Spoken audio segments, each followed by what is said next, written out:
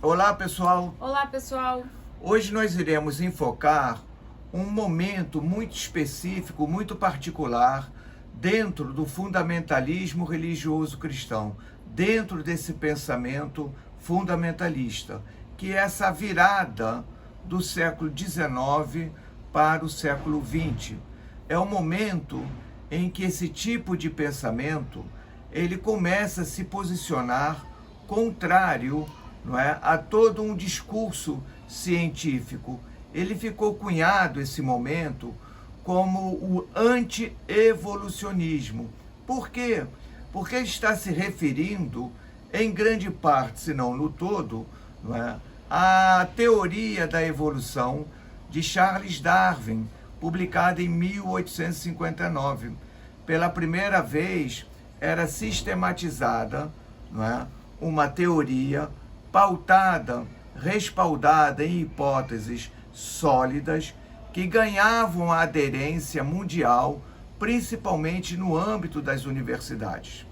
Então, é diante do avanço dessa teoria da evolução que um tipo de teologia fundamentalista vai se colocar contrário, porque via nessa teoria das espécies, não é, uma ameaça real às dimensões criacionistas do mundo, contidas especialmente em Gênesis 1 e em Gênesis 2. É interessante falar que esse movimento anti-evolucionista ele ganha muita força no início do século XX. Por quê? Ele primeiro coloca que a teoria de Darwin nega totalmente o criacionismo. E também que a teoria de Darwin tinha financiado aí a Primeira Guerra Mundial. Lembra que a gente está num contexto de pós-guerra. Então eles falam que a ciência / a teoria de Darwin financia as armas que foram usadas na Primeira Guerra Mundial. E o movimento fundamentalista no sul dos Estados Unidos foi capaz de fazer uma coisa incrível. Ele une brancos e negros, só que por motivos totalmente diferentes. Os brancos não aceitavam a teoria de Darwin por N motivos, mas também por não acreditar que vinha da mesma origem, da mesma espécie de um negro. E os negros não acreditavam na teoria de Darwin porque ela falava de uma seleção natural.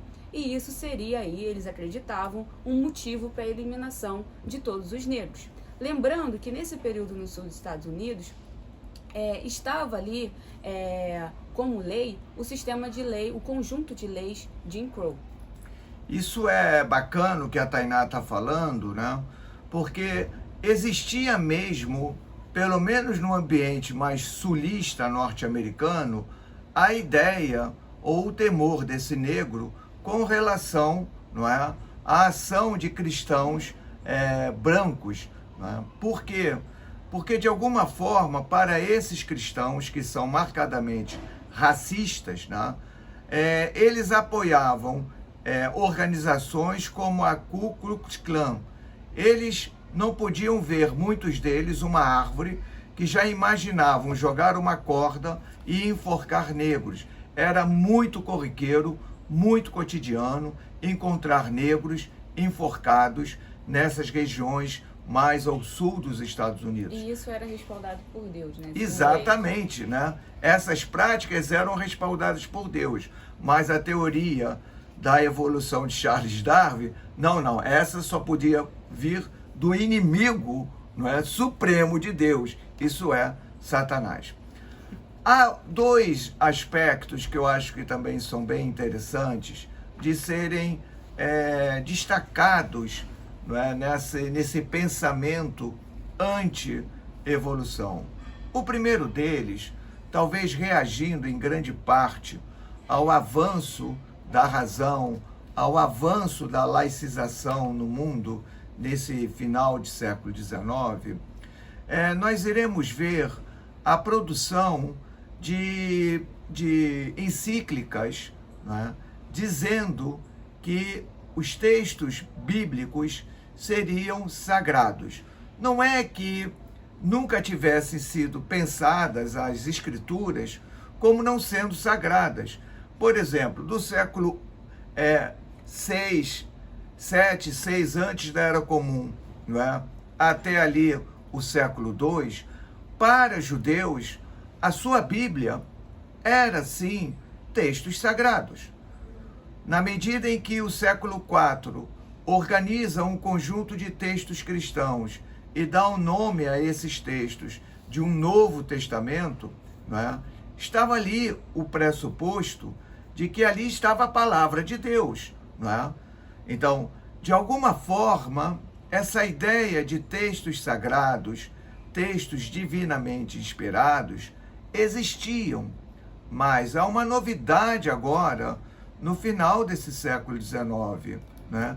Toma-se a decisão de reafirmar por escrito, né, como uma decisão colegiada, que a Bíblia foi inspirada por Deus.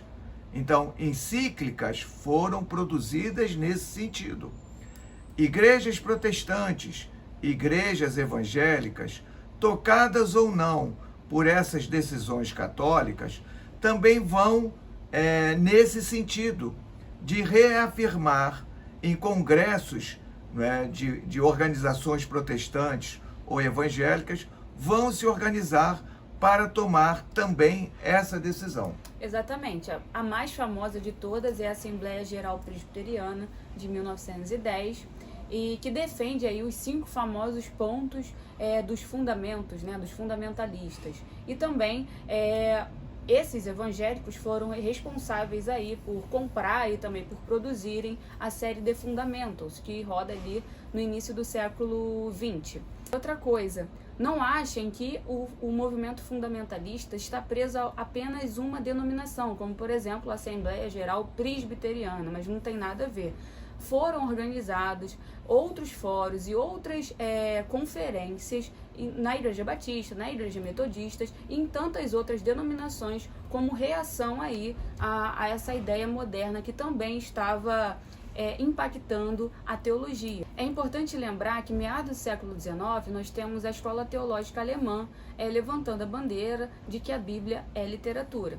Então, esse movimento protestante /evangélico e também católicos, de qualquer denominação, estão reagindo a essas ideias. Sistematizar o que foram esses 5 pontos tirados na Assembleia Geral Presbiteriana. Eu acho que, em linhas gerais, foram os seguintes: Jesus nasceu virginalmente, ele conheceu uma vida sem pecados, a sua morte na cruz foi uma morte sacrificial, no sentido de remover os pecados da humanidade contra Deus. Ele também ressuscitou, não é? E ele vai voltar. Olha, imaginem vocês, esses 5 pontos repletos de fé, não estão nem um pouco ancorados na história, não estão nem um pouco preocupados, não é, sobre o que a ciência tem a dizer sobre eles. Na verdade, a ciência tem algo a dizer sobre eles, não é? Ela não os reconhece como sendo minimamente objetos de verificação. Isso é, esses 5 tópicos dizem respeito à fé. E se é fé, lógico, não é? A ciência não interfere, não é? E do ponto de vista muito específico e particular, fé deve ser vivida na sua plenitude. Mas aí tem um ponto que eu acho que pode marcar esse fim do pensamento anti-evolucionista, que é uma discussão que Tainá tem trazido na sua dissertação de mestrado, que é o julgamento de John T. Scopes. Exatamente. Em 1925, nós temos aí o famoso The Monkey Trial, ou julgamento do macaco, que ocorreu na cidade de Dayton, no estado do Tennessee. O que acontece é que naquele estado era proibido ensinar qualquer teoria que negasse o criacionismo. Então, um professor, John T. Scopes, foi julgado por ensinar numa escola pública a teoria de Darwin. Só que o que acontece é que o julgamento, eu acho que esqueceu ali de julgar o professor e virou, na verdade, um embate entre criacionistas e evolucionista. É claro que o professor, naquele momento, foi julgado, foi condenado a pagar uma multa de $100. Ele perdeu até o emprego, né, Tainá? Exatamente, ele perde o emprego e 2 anos depois a Suprema Corte reconhece que ele era inocente, por reconhecer também que a lei que o julgou era antidemocrática. Eu acho o seguinte, e Tainá tem muita razão mesmo, né? O julgamento, sob muitos aspectos, se torna uma coisa menor, o julgamento de John T. Scopes, né? Mas o que vai imperar são 2 caminhos para uma nação ter que escolher qual delas seguir. Por nação, obviamente, os Estados Unidos. Se ela fica com um discurso anti-ciência, ou se ela vai respaldar um discurso científico. Lembrem-se, nós estamos num contexto entre guerras mundiais, entre a Primeira Guerra e a Segunda. Tá? Então, a ciência tem um protagonismo nesses anos 20, 30. Os Estados Unidos fez a opção pela ciência, fez a opção por blindar as suas universidades contra esse discurso criacionista, contra esse discurso anti-evolução, blindou os seus cientistas, principalmente no campo da química, da física, da biologia, para o desenvolvimento de armas.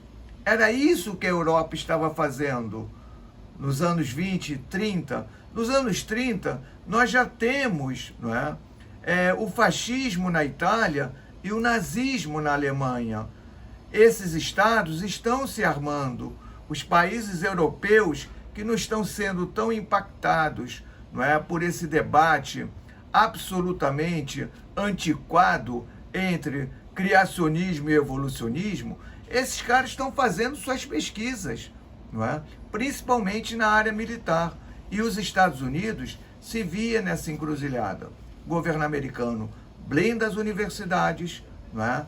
E vai ganhar um protagonismo mundial porque fez a escolha certa. Agora, imaginem, em pleno século XXI, eis que nós temos inundando as redes sociais, não é, os discursos criacionistas voltando com toda a força.